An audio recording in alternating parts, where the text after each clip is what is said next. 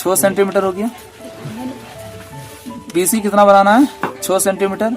कोण B कितना degree 60 degree. ये B है ना, B पर कितना डिग्री कोण बनेगा 60 डिग्री का बनेगा, ठीक ना। मान लो B पर हम 60 डिग्री का कोण बना दिए, रब बना रहे हैं पहले। B पर कितना डिग्री कोण बन गया 60 डिग्री कोण बन गया, ठीक है ना।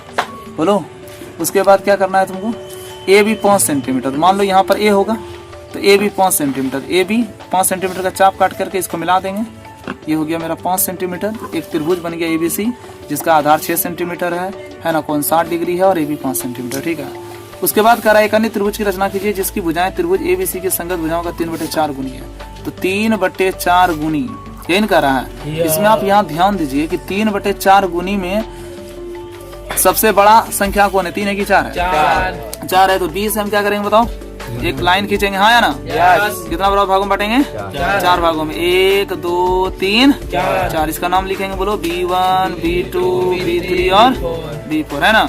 उसके बाद देखो, अब देखो यहाँ कितना लिखा हुआ है 4, हर में क्या लिखा हुआ है 4। तो हमेशा हर को इस C से मिलाते हैं, तो 4 को किससे मिला देंगे C से, हाँ C से, है ना। ये मान लीजिए B4 है, B4 को हम C से मिलाएं, यस। फिर B4 C के समांतर क्या करेंगे, अंश में देखो क्या लिखा हुआ है 3। तो B3 से एक समांतर रेखा खींचे, हाँ या ना।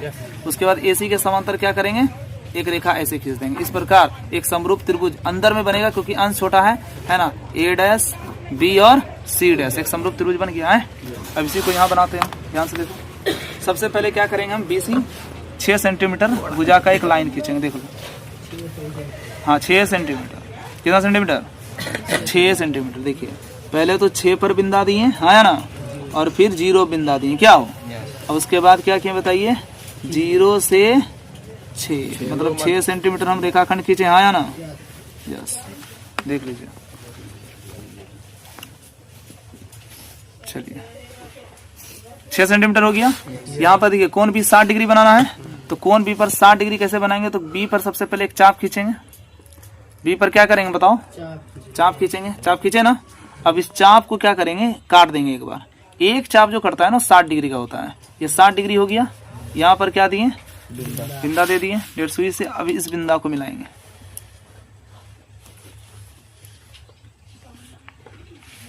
देखिए एक लाइन खींच दिए, है ना। ये B मेरा 60 डिग्री का कोण बन गया। अब हमको क्या करना है, AB 5 सेंटीमीटर खींचना है। तो पहले AB 5 सेंटीमीटर मापेंगे। AB कितना सेंटीमीटर 5 सेंटीमीटर।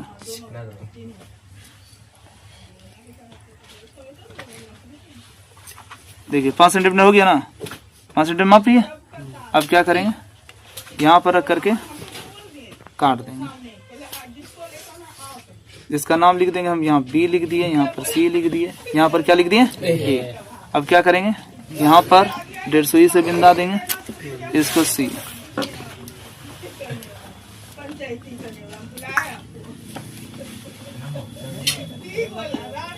इसका नाम क्या हो गया ABC, एक त्रिभुज बन गया। अब सबसे पहले क्या करेंगे, B से एक न्यून कोण खींचेंगे।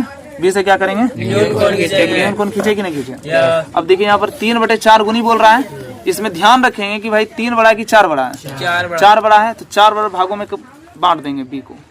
B से एक रेखाखंड खींचेंगे, उसको 4 बड़े भागों में बांटेंगे। देखिए एक भाग हो गया, 2 3 4 भागों में बांट दिए।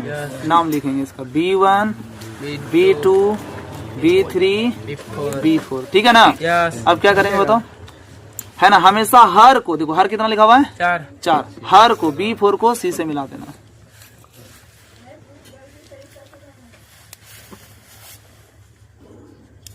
मिला दिए ना, बोलिए।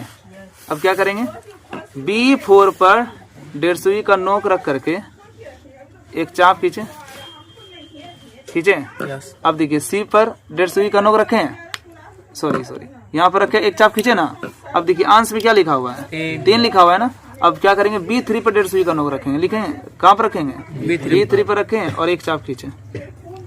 उसके बाद क्या करेंगे, इस चाप को मापेंगे।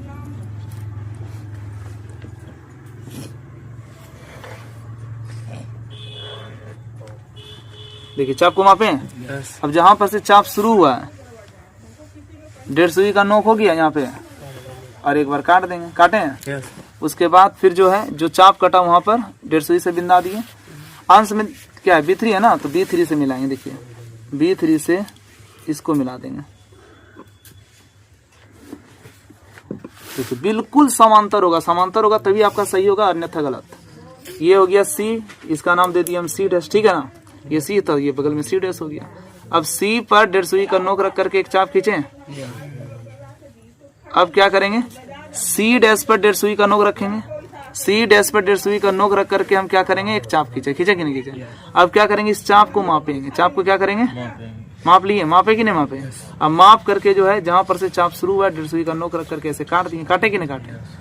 उसके बाद जो कटान बिंदु है वहां पर बिंदा दिए और फिर क्या करेंगे C डैश से, इससे हाँ C डैश से इसको क्या कर देंगे, मिला देंगे, मिला दिए। इसका नाम क्या हो गया मेरा, A डैश हो गया। देखिए इस प्रकार है ना, A dash B dash C dash समरूप त्रिभुज की रचना हुई। तो यहाँ लिखेंगे त्रिभुज A dash B C dash समरूप त्रिभुज ABC, इसलिए संगत भुजा का अनुपात बराबर हो जाएगा A डैश B का अनुपात AB से बराबर हो जाएगा।